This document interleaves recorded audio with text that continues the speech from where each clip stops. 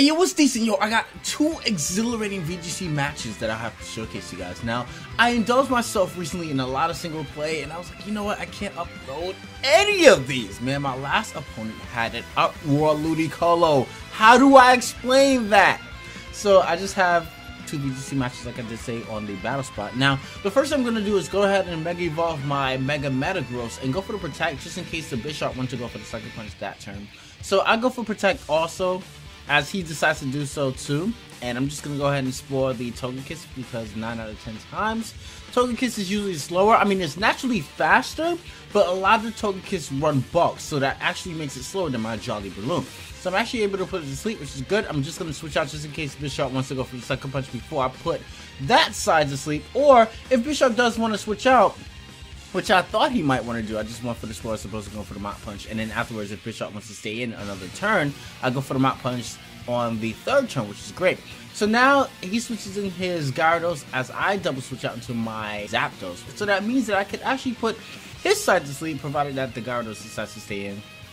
Or whatever he wants to switch out, maybe back into Togekiss just to, you know, block another turn of sleep. But he goes out into Goodra, and I'm just going to go for the Mach Punch and completely knock out Bishop. I actually thought it might be Focus Sash, so I wanted to get some damage onto it, especially since the Intimidate infected my Breloom. I also thought that Mach Punch wasn't going to be able to finish it off, but at the same time, Bishop is both Dark and Steel, so it's quad weak against fighting type attacks.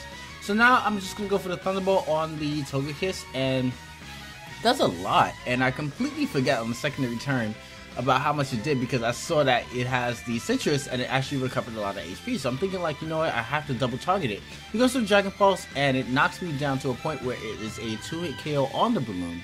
So he wakes up and goes for the Follow Me, and I actually should have went for the Protect on the Breloom, and I thought that just because that I needed to knock this thing out, I double targeted thinking that it was probably going to be like a min-max roll with a Thunderbolt because I don't have 252 special attack investments on my Zapdos. So he goes to the Dragon Pulse and reluctantly my Balloon dies. But that's great too in a sense because now his last Pokemon will be the Gyarados, which I have to presume that is his Mega Evolution, which is alright. I have Zapdos, I have Sylveon, I have Mega Metagross with Hammer Arm, so I can deal with any of that. So I'm just going to go for the Protect because Gyarados would presumably be faster than the Sylveon, and I don't want him to knock out Sylveon just yet.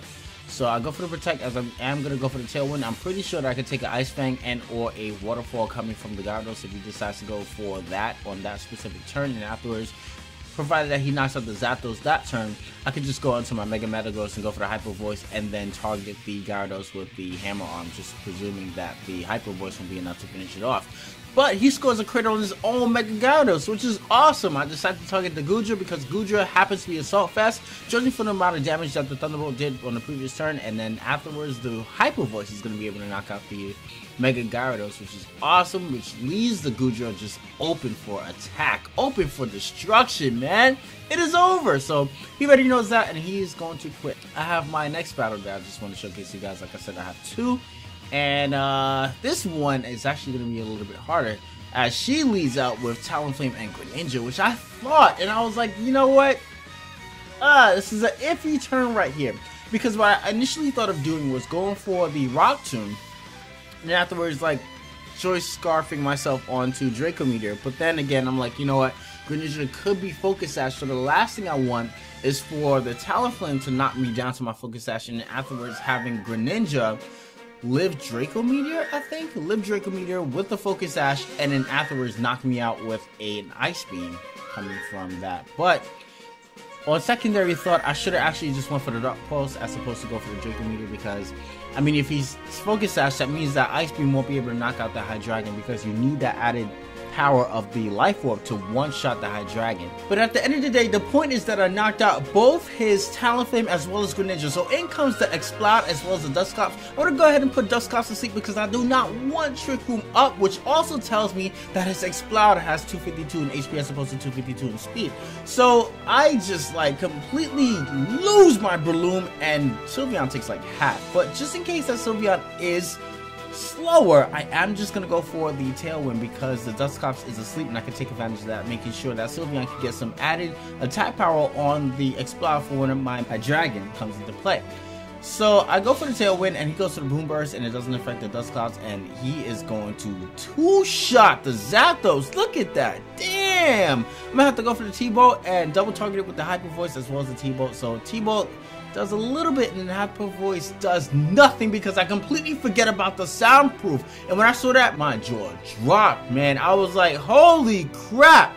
I just messed up. I don't even know if the whole Dark Pulse coming from the Hydreigon will be able to finish it off now, because I should have just like Side Shark, which would have been a sure shot kill for my Hydreigon, and then the Dusclops wouldn't be able to do anything for it. So I need a miracle, I need like a flinch or something like that. I need Dusclops not to wake up, but unfortunately for him, I score a crit. Oh my god, my mistake. And he happens to wake up that turn and go for the Trick Room. So I needed the crit specifically, not the flinch or anything like that, because Dusclops woke up and went for the Trick Room that turn, which means that I would have taken some boom burst damage as well as the Will-O-Wisp. So wow, wow, wow, talk about covering up for your mistakes. I mean, I don't even deserve that because of the mistakes that I made, but it looks like I am gonna actually take this battle. That's nuts. That's crazy. So I definitely did have a lot of fun. If you guys enjoyed this video, just please drop a like. If you guys want to see more content like this in the future, please subscribe to me. It's awesome. I appreciate it. Thank you very much. What you doing?